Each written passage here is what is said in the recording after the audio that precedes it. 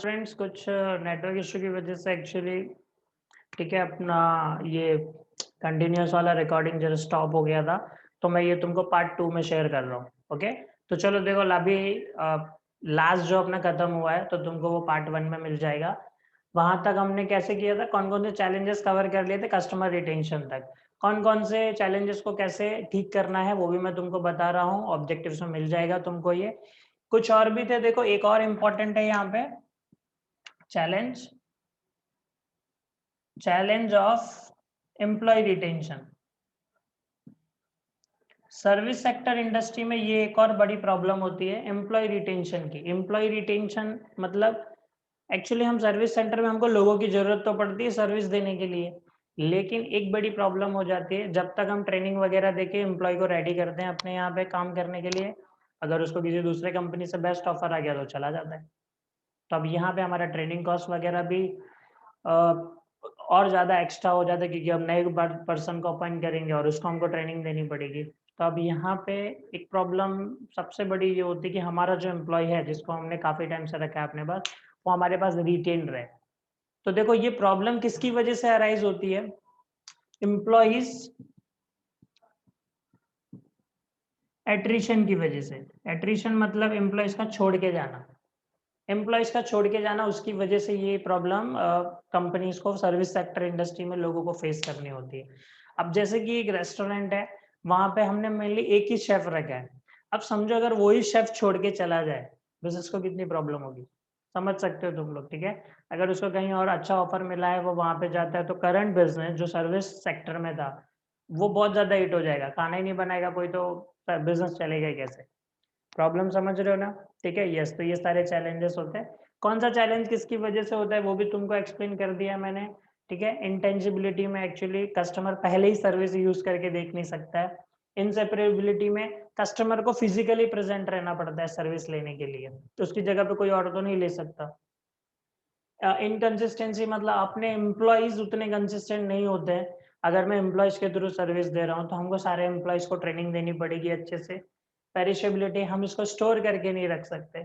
Challenges of managing high demand, peak time में जब high demand है तो एक्चुअली उसको ओवरकम कैसे करें, नॉन पीक आवर्स में कस्टमर्स को इंसेंटिव्स वगैरह दे दो ताकि कस्टमर पीक आवर्स में ना आए, नॉन पीक आवर्स में आए। ओके, और कस्टमर रिटेंशन बहुत बड़ी प्रॉब्लम है। आप उसको अच्छी सर्विस नहीं देंगे तो कस्टमर रिटेन नहीं होगा, चला जाएगा कहीं और पे। तो आप कस्टमर्स का टाइम टू टाइम फीडबैक लेते रहो, अगली बार अगर वो आता है तो यस आपको आप उसको वैसे सर्विस दो। लास्ट में चैलेंज ऑफ एम्प्लॉय रिटेंशन, ये तो इसकी वजह से बिजनेसेस भी बंद हो जाते हैं बहुत बार। तो एम्प्लॉइज टर्नओवर, एम्प्लॉय टर्नओवर बोला जाता है कि एम्प्लॉय आते हैं जाते हैं आते हैं जाते हैं, ये नहीं होना चाहिए। एम्प्लॉय आए एक बार रिटेन हो जाए अपने पास, तो रिटेन नहीं हो पाते हैं। तो आप क्या करो, आप एम्प्लॉइज को अच्छे इंसेंटिव्स वगैरह दो, उनको ट्रेनिंग्स दो, टाइम टू टाइम जो जो चीज़ें उनको चाहिए आप उनको वैसी फैसिलिटीज दो। मार्केट को भी थोड़ा मॉनिटर करते रहो, एम्प्लॉइज जा रहा है तो फिर आप उससे उस तरीके से बात करो, आप ऐसे कर सकते हो। बट ये प्रॉब्लम क्यों होती है, एम्प्लॉय एट्रिशन की वजह से होती है। ठीक है, तो चैलेंजेस बहुत सारे डिस्कस किए मैंने तुम्हारे साथ जो सर्विस सेक्टर इंडस्ट्रीज को फेस करने पड़ते हैं। ओके, तो चलो देखो, ये था तुम्हारा कॉन्सेप्ट ऑफ सर्विसेज पार्ट 2 के बारे में एवरीथिंग। अब हम एक काम करते हैं, मैं तुम्हारे साथ जरा एमसीक्यूज डिस्कस कर लेता हूँ। ओके, और तुम लोग मेरे साथ साथ आंसर देते रहो। तो चलो मैं तुम्हारे सामने स्क्रीन पे शेयर करता हूँ, आंसर करो मेरे साथ साथ। ओके, हाँ तो स्टूडेंट्स देखो तुम लोगों के स्क्रीन पे एमसीक्यूज मैंने शेयर किए हैं, चलो मेरे साथ साथ आंसर्स देते जाओ।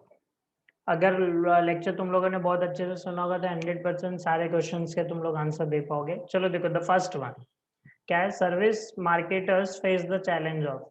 जो मैंने तुमको चैलेंजेस बताए इनमें से बताओ कौन सा चैलेंज इनको फेस करना पड़ता है, इंटेंजिबिलिटी का, टेंजिबिलिटी का, कि सर्विसेबिलिटी का। आई होप सबको पता होगा इसका आंसर इंटेंजिबिलिटी। ठीक है, सारे इंटेंजिबिलिटी, इनकंसिस्टेंसी, इनसेपरेबिलिटी। ठीक है ये। चलो सेकंड देखो, the problem of inseparability. Inseparability याद आ रहा है, of service request dash of the customer. Inseparability की वजह से क्या लगता है अपने को, कस्टमर की तरफ से क्या चाहिए रहता है, कस्टमर का अब्सेंस, कस्टमर नहीं रहे तो चलेगा क्या, कि कस्टमर का फिजिकल प्रेजेंस या कस्टमर का ओमनी प्रेजेंस। कस्टमर का फिजिकल प्रेजेंस, वो सामने प्रेजेंट होना चाहिए ना हमारी सर्विस लेने के लिए। ओके, तो the answer is second one. चलो नेक्स्ट देखो, the challenge of inconsistency in service can be overcome through. Inconsistency को हम कैसे सही कर सकते हैं, कैसे उस प्रॉब्लम से ओवरकम कर सकते हैं हम बताओ। अपने एम्प्लॉयज को प्रमोशन देके, ट्रांसफर देके कि ट्रेनिंग देके? लिखवाया था यस, ट्रेनिंग देके। ओके, तो यहाँ पे आंसर क्या है? Training. Next, challenges of employees retention. देखो काफी सारे एमसीक्यू सिर्फ चैलेंजेस के ऊपर है। अब एम्प्लॉयज रिटेंशन किस वजह से होती है? लॉयल्टी की वजह से। एम्प्लॉय लॉयल है तो छोड़ के जाएगा क्या? जाएगा ही नहीं।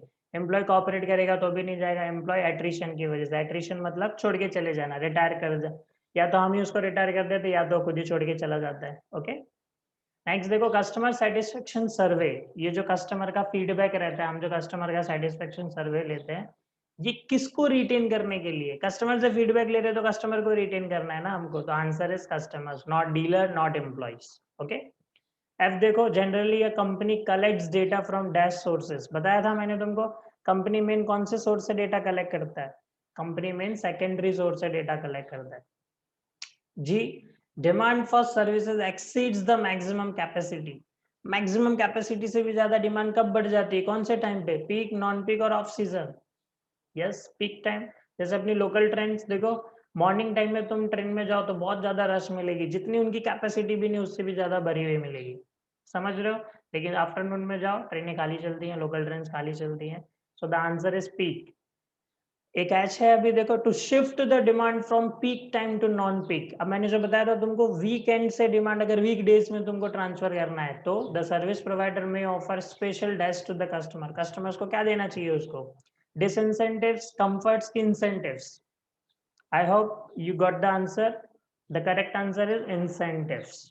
ओके, तो देखो ये इंपॉर्टेंट एमसीक्यूज है तुम्हारे इस मॉड्यूल 2 से, कॉन्सेप्ट ऑफ सर्विसेज पार्ट 2। काफी अच्छे से बुक में नोट कर लो या फिर याद ही कर लो तुम, बहुत अच्छी बात है। देखना एग्जाम में बहुत अच्छा स्कोर करोगे। ओके, नीचे तुम्हारे देखो इसके आंसर्स भी दिए हैं। Intangibility, physical presence, training, attrition, customers, secondary, peak, incentive. Okay, चलो तो अभी एक काम करते हैं, ये वाला सेशन अपना वाइंड अप करते हैं। अब हम मिलेंगे अपने नेक्स्ट लेक्चर में, और वो नेक्स्ट लेक्चर में मैं तुम्हारे साथ मॉड्यूल 3 शेयर करूंगा, जो है अपना रिटेलिंग के ऊपर। रिटेलिंग से काफ़ी ज़्यादा तुम लोग वाकिफ हो, डिटेल में हम डिस्कस करेंगे अपने नेक्स्ट लेक्चर में। ओके, तब तक अच्छे से बुक में नोट कर लो, एंड ये वाला वीडियो अपने फ्रेंड्स के साथ भी शेयर कर दो, ताकि वो भी एग्जाम में अच्छा स्कोर कर सके। ओके, चलो तब तक के लिए बाय बाय।